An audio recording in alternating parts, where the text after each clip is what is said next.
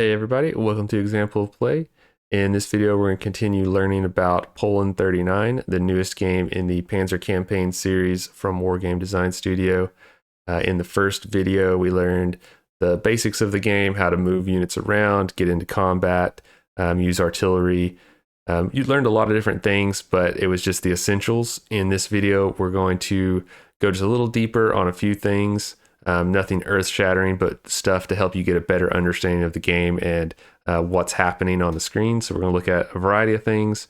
We're going to look at headquarters units, kind of how they work and what they do for you. We're going to look at unit morale and how that affects how effective they are. We're going to look at fatigue, entrenchment, and terrain effects, and maybe a couple other little things as they come up. The scenario I'm going to use for this is one of the smaller scenarios. It's the second shortest scenario in the game, the battle at Mokra, if I'm saying that right. And this one is pretty good for this as it's another simple, small scale scenario, but an interesting one as it depicts kind of the iconic battle between Polish cavalry forces and German mechanized forces, even though we know it wasn't like they were charging up and attacking tanks on horseback. But that was cavalrymen moving into position to defend against mechanized forces with tanks, trying to hold this railroad station at this town. So it's a really short scenario, but it represents an interesting point in history and the war between Germany and Poland. And so we'll jump into it, and we'll not really necessarily trying to play to win, but just trying to play to get a better understanding of the game systems.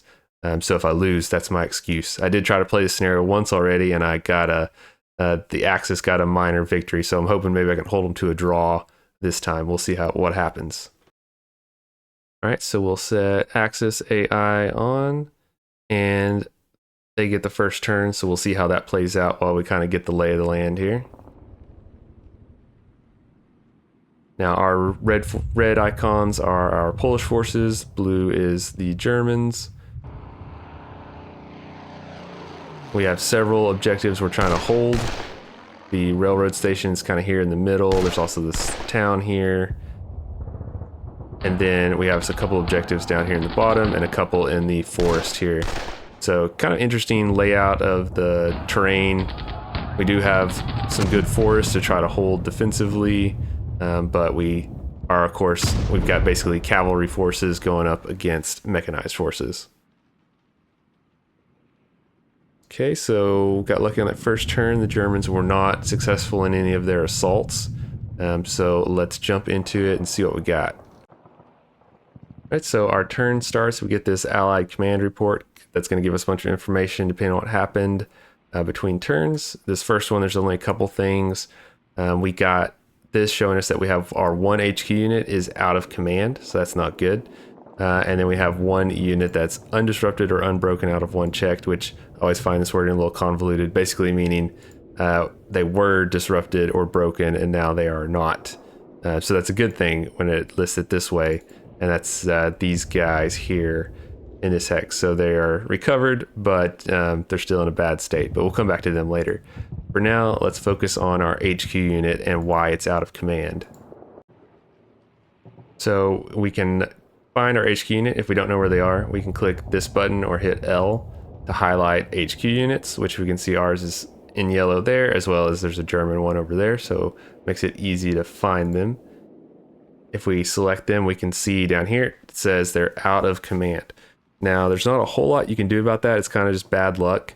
It's based on the global supply level for your side in the battle, which for us in this one is 70.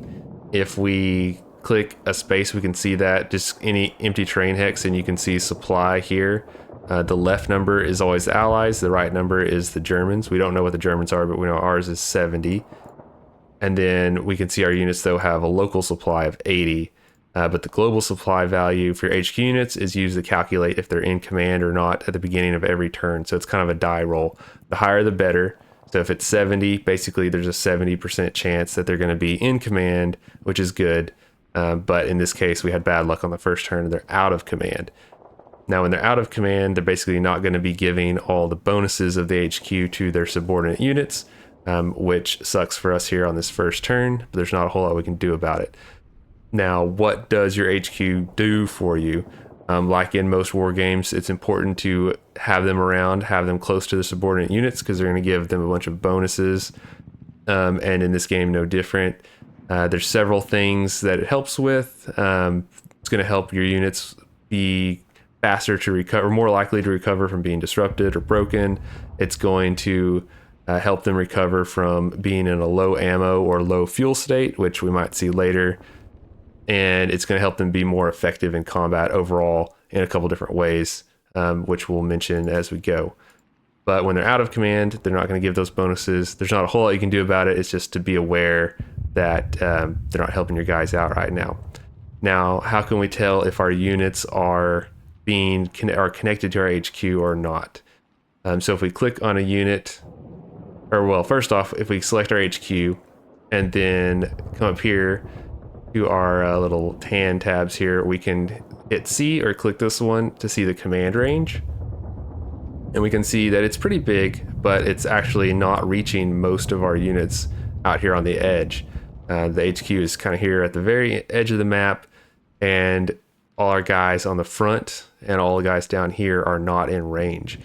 So if we select one of our units, we can actually see that on the unit as well, because down here, their name in the text is kind of a yellow color. And for these guys, it's white. So you want it to be in white, meaning that they are connected to their HQ, they're in contact and, well, out of command, but in contact and within the command range of their HQ units. These guys that are in yellow are detached, is the term used by the game, meaning they're not connected to their HQ. And that's going to make them be less effective and have some various negative effects on them. So we want our HQ to be closer to the front, so they can help out with connecting to all those units, especially here on the edge holding this front line. And we need to give them all the help we can. So since we're out of command anyway this first turn, I'm going to move these guys up. We can hit H to see how far we can move, which isn't super far. If we change to travel mode, we'll see if we can go a little further. We change to travel mode, and now they're loaded in trucks or something, because we can see they can go down the road. So I'm going to move them down the road towards this central town. Click and drag. And now we've got most of our units in command range. We still got a couple up here on the fringe that are not. But our front line here is, and these guys are, and these guys are. So that's a better state for them to be in.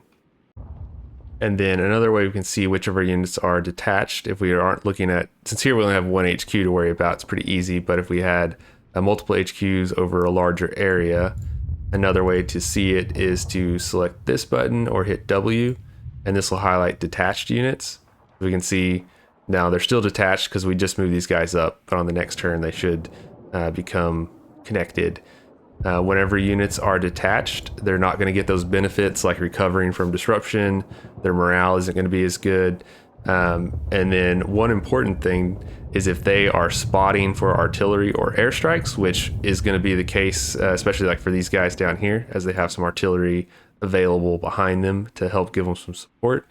That those artillery and airstrikes are at half value, like half attack value. So it's a pretty big drop if you don't have your HQ, if your unit is detached from its HQ. Among all the other negative things, that's one to know.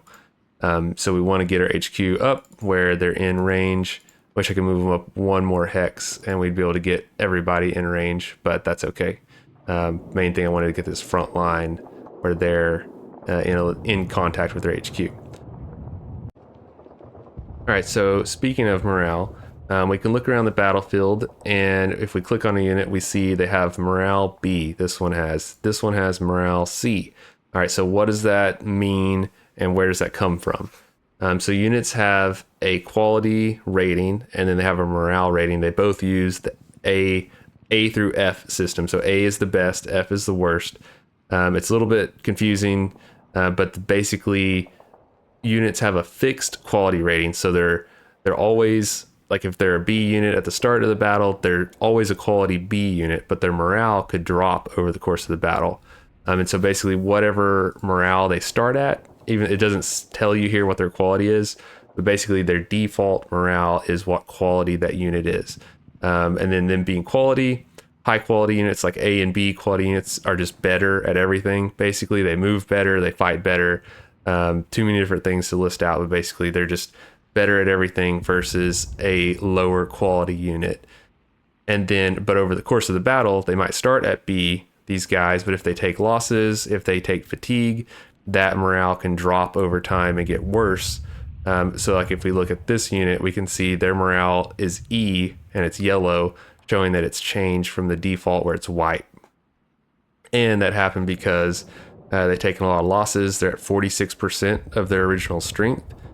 So they've lost a lot of guys, and they're at fatigue 250. So they're fatigued, and those things together cause their morale to drop. And so once they're at morale E, now they're much less effective. So it's a little confusing, but basically they have a default starting morale that's the same as their quality, but the various factors over time in the course of the battle can cause that morale to drop and get worse, but their quality still stays what it originally was.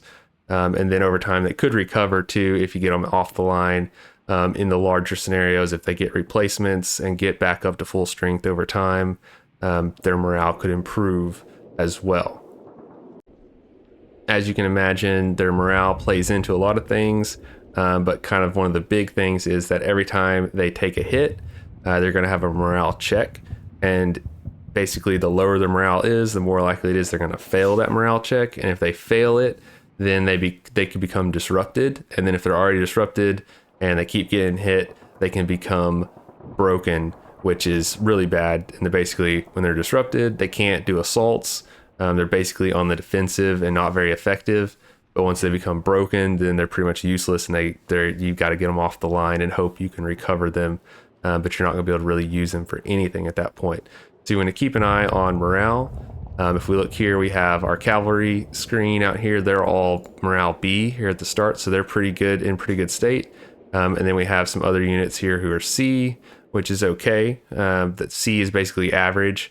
A is elite, and then it goes down to F being the worst as abysmal, I think is what it is. So pretty much useless. So you want to be aware of that, of which troops you're sending where, and not defending your most important position with your worst troops. If we see our HQ, they've dropped. They're at morale D, so that's not great. But hopefully they can recover since they're not going to be in the fighting too much. Now I mentioned fatigue there, so let's talk about that for a second. So units fatigue is actually shown on its counter. It's here. These guys are at 250 fatigue, which is not good. Everybody else is at 0 for the most part. If we look in the bottom right corner, all our fresh units are shown as 0 right there, 0 here.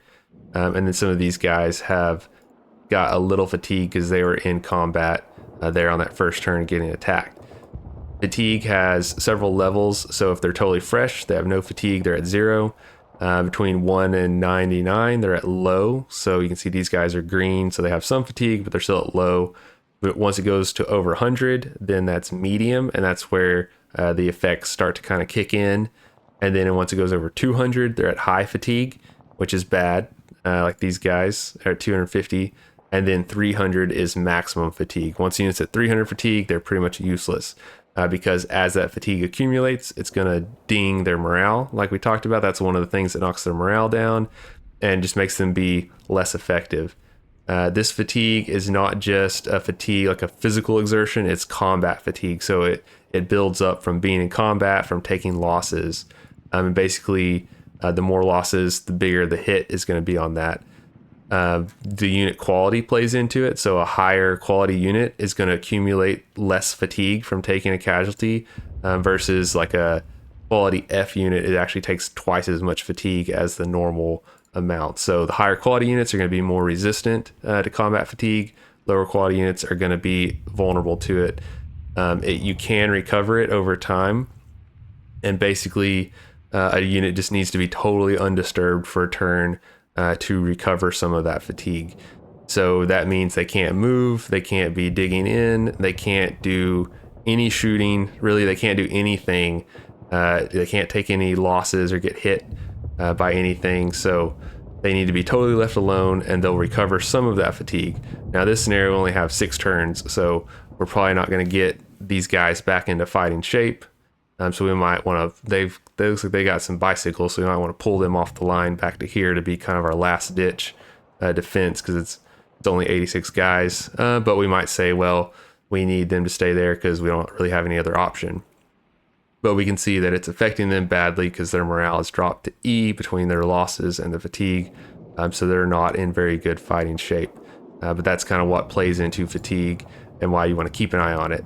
Because these guys, even after one turn, they're at 45, so they're halfway to medium fatigue, which can start knocking on their morale. So now we know our troops are up against it in this scenario, but what can we do to increase their chances of holding a position? So there's a couple factors besides what we've talked about that play into how much value defensively a position can have, and you can see that down here in the hex area, where you can click even an empty hex and you get some information, or where your units are, get some information as well. So the type of terrain, of course, can affect how much defensive value it is.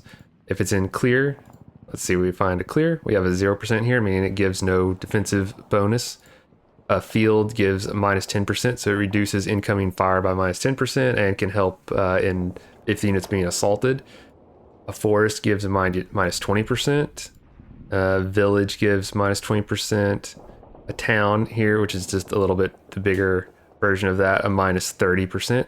So watch for those things when you're positioning your units. Of course, units move slower through a forest versus an open terrain. So if we say, look at how far this unit can move, it's going to move slower through the forest versus through open terrain. And then especially for, of course, a heavier unit, like if we find we have some little tanks here, we can see they can move very far along the roads, but not far at all into the forest. So of course some of that's kind of obvious, but just point out where you can get that information there. Now, additionally to that, you can entrench a position. We can do that by digging in with most of our units, and then if we have engineers, we can build more elaborate defenses. We can see on this map, in this scenario, we start with a bunch of our units in trenches.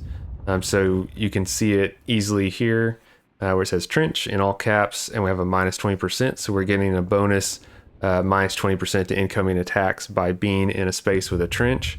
And we have a few of those at most of our positions already. But there are other types of fortifications. So if we wanted to have one of our units dig in, they would start by switching their position to an improved position, which gives a lesser modifier like minus 10%. And then most units can improve it to a trench, but then to improve it beyond that to a bunker and then pillbox, kind of more hardened positions, you'll need an engineering unit, which we don't have in this scenario. And the scenario is really short. It's only 6 turns, so we're not going to have much time to try to dig in with the Germans already right there attacking us right off the bat. All that said, let's talk about how you would have a unit dig in if you did want them to.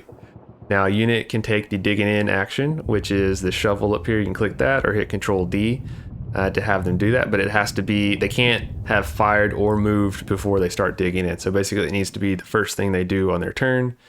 Just for demonstration, we'll have these guys back here do it. Obviously, them digging in on the backside of this forest isn't going to help us much, but we'll do it anyway just to see. So we click that, and now we see that they're digging in. Now, when they're in this digging in state, they're going to have half firepower. So if they are engaged in combat, they're not going to be very effective because half the guys are busy digging. And then obviously you can't be moving them around or you're going to lose what you've gained there. Now, digging in is not a guaranteed success. Units have a chance of digging in per every turn that they're doing it, and then hopefully you'll get a success sooner rather than later. One thing that might not be obvious, but I guess kind of makes sense, is that a battalion-sized force is going to have a much higher chance of successfully digging in than a lone company or platoon. And then having 2 companies together, having 3 companies together, even if they're split apart, if they're in the same hex, it doubles and triples their chance of successfully digging in compared to a lone company, because it's just fewer guys to do the work versus having a bigger force. So we'll skip a turn ahead without moving anything else just to see if we successfully get digging in here. I got the AI on super fast, so we're just kind of letting that go by. And we see, okay, so we had success on our first turn with this unit. They were able to switch this position to improved. So that's an improved position, which means basically they've dug some small foxholes, piled up some stuff, made some defenses, kind of camouflaged their position versus just being there. So we get minus 10% versus over here we have with the trenches we had minus 20%. So not as good. We could have these guys dig in again and keep trying to dig in to improve that from the improved position to a trench if we wanted to, but that's going to be harder, a little bit harder for them to do that than just the improved position, which is the easiest thing to build up to. And then, like mentioned, you would need engineers to go beyond the trenches to build bunkers, pillboxes, and even forts is the highest level. But obviously we don't have any engineers and we don't have time to build stuff like that here. But on a larger scale campaign, something like that might be possible to start building up like a second line of defenses over a long term of many turns. Now, if we move these guys off this position, we see something changes here. So where before it said improved in all caps and it was minus 10%, now improved is lowercase and it's only minus 5%. So that means they've vacated these defenses. Basically, they built them up, now they've walked off and no one is manning them. They're kind of falling apart over time. If we come back into the hex, they stay vacated. So for them to switch it from this vacated minus 5% bonus to back to where it was, where there's all caps, the full bonus, they would need to dig in again, which is easier because it's basically them coming back and kind of retaking those positions, getting them set up, but they're already there. They're just kind of reestablishing them versus trying to dig them in the first place.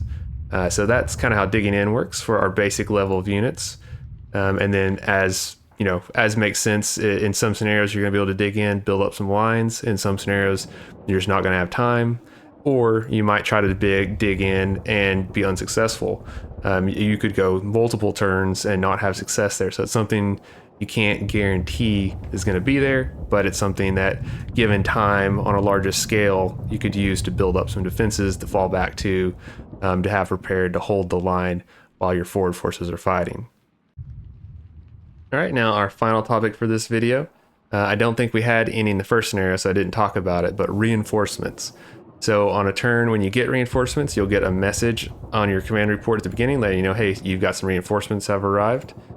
You can see what reinforcements you're expecting by coming up here, clicking units and then scheduled, and you'll see at this point, this is the last scheduled reinforcement is here. But if you were expecting more, they'd be listed out here of what they are, when they're arriving.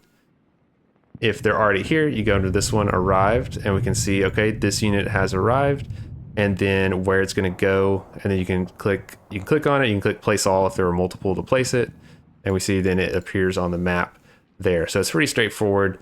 And in this scenario, the units can act as soon as they arrive.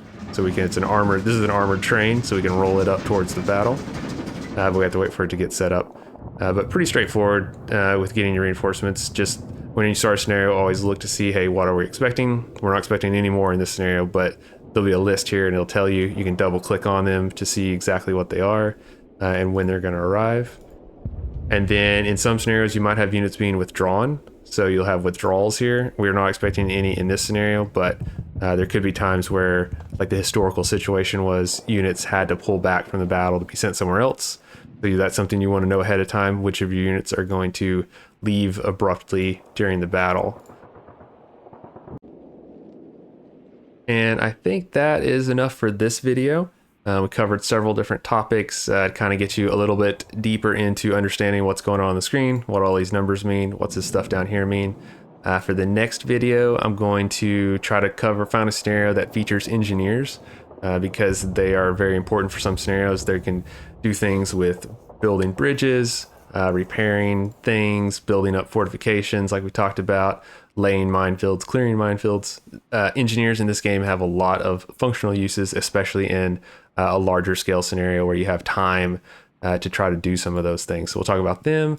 We might dive a little bit more into the supply system if we can find a scenario that features maybe some units getting cut off, isolated, that kind of thing, to see how supply affects stuff. And then anything else, throw in the comments if there's a topic that you want to see covered that I haven't covered, something that's maybe glaringly obvious that I'm missing. But at this point, I know we've covered several different things, definitely enough to get you in the game. And then we're going to dive a little bit deeper in one more video at least to cover a few more topics. So thanks for watching. Be sure to hit subscribe to catch those, and I'll see you next time. Bye.